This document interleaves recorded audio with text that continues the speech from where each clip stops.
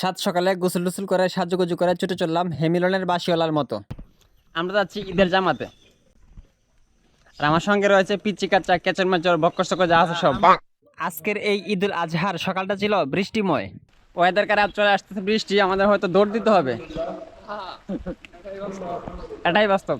হাসি খুশি নিয়ে ছুটে চললো ঈদের জামাত আদায়ের লক্ষ্যে।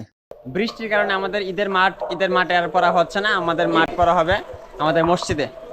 আমাদের মসজিদের আকার ছোট থাকা সকলেই একসাথে জামাত আদায় হচ্ছে না, আর সেজন্য দুইবারে দ্বিতীয় জামাতের মাধ্যমে আমাদের নামাজ সম্পন্ন করা হলো। জামাত শেষে আব্দুল্লাহ টাকা চোরাচুরি নিয়ে ব্যস্ত। 100 টাকা দিয়ে ভাঙতি 90 টাকা নেওয়ার চেষ্টা করতেছে জায়নামাজের ভিতরে। সুন্দর ফুটফুটে বাবু চলে আসছে ঈদের জামাত আদায়ের লক্ষ্যে বাবার সাথে। ঈদের জামাত শেষে মসজিদ থেকে বেরিয়ে পড়লাম দুনিয়ার মাঠে, যেখানে রয়েছে হাজারো পাপের বস্তা। আর আমরা এই পাপ পুণ্যের মাঝে আল্লাহর কাছে ভুল ত্রুটি কমার জন্য মাফ চাইলাম। প্রতিবারের নিয়ে এবারও মিস করা যাবে না খাবার দাবারের ব্যবস্থা। আমাদের রুবেল পাটোর এই বিস্কুট নিয়ে হাজির। বিস্কুট নিয়ে ধরিয়ে দিলাম ফুটফুটে বাস্তির হাতে। ঈদ মোবারক গাইস। সবাইকে হ্যালো গাইস, কাকরা তো মনে ভাই। হ্যালো গাইস, ঈদ মোবারক ভাই। সকলকে ঈদ মোবারক।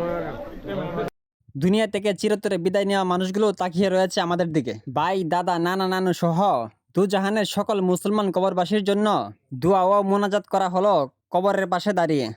এবার অনুষ্ঠানের শেষ পর্যায়ে সকলকে ফ্রেমবন্দি করতে ব্যস্ত আলামিন।